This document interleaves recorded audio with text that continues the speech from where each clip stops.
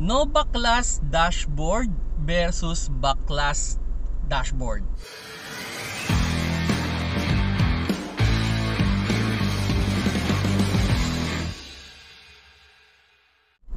Hello mga paps, I'm Kuya Shane at may na-receive tayong question with regards no backlash at backlash dashboard na aircon cleaning, at ano nga daw ba yung masasabi ko dito, no? Well, para silang okay, meron lang pros and cons yung parehong way of cleaning, no? So yung no backlash, normally papasukan yan nung hose na may camera at ipi-pressure wash niya yung ating evaporator. At yung backlash dashboard naman is talagang ipo-pull out yung ating dashboard, no? So ano ba yung pros and cons? Okay, dito muna tayo sa no backlash. Isa sa pinakamagandang advantage ng no backlash is halos wala silang gagalawin sa iyong dashboard. Kumbaga, ang gagawin lang, magpapasok lang sila ng hose na may camera at may pressure washer, then i-clean yung ating aircon. So hindi siya masyadong hazardous sa ating sasakyan. Okay?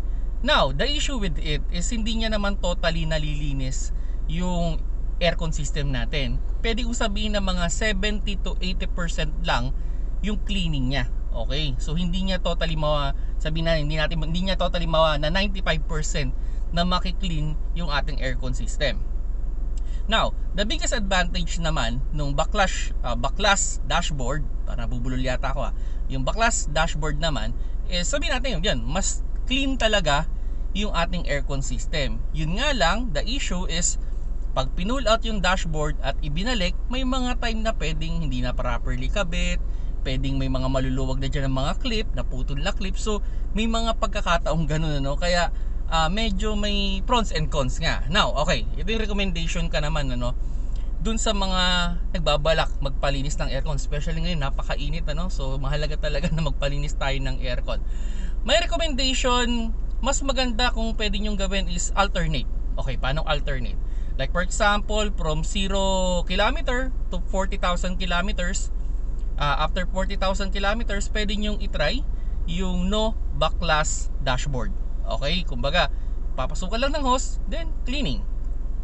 Then, yung second time na cleaning ninyo, o pwede natin sabihin, in 40,000 kilometers, 80,000 kilometers, yun yung pwede yung gawin na backlash dashboard na. Para siguradong clean talaga yung iyong evaporator at yung inyong mga condenser and everything, no? So, pwede yung gawing alternate. Para at least, dun sa unang 40,000 kilometers, walang ginalaw. Dun sa 80,000, yun yung babaklasin. Actually, pwede nyo rin maging option na dalawang beses kayong magpapa no backlash, then yung 120,000 kilometers, dun kayo magpapa backlash dashboard. So nasa sa inyo kung ano yung mas convenient sa inyo, kasi yung no backlash mabilis lang din gawin, usually mga 30 minutes lang yun pero yung backlash dashboard usually mga 2 to 3 hours yan, o minsan more pa, depende kung gaano ka complicated yung dashboard ng inyong sasakyan, so yun lang yung ko dyan. So nasa sa inyo kung ano yung mas trip ninyo. Pero ako personally, no backlash ako no backlash kasi ako lang yung gumagawa. So meron lang akong hose na may pressure washer, yun, ko lang, luckily itong kotse ko na to, itong Mirage, meron siyang pwedeng pasukan. Kaya nakiklean ko yung evaporator kahit simple lang yung paggawa, walang camera, Pero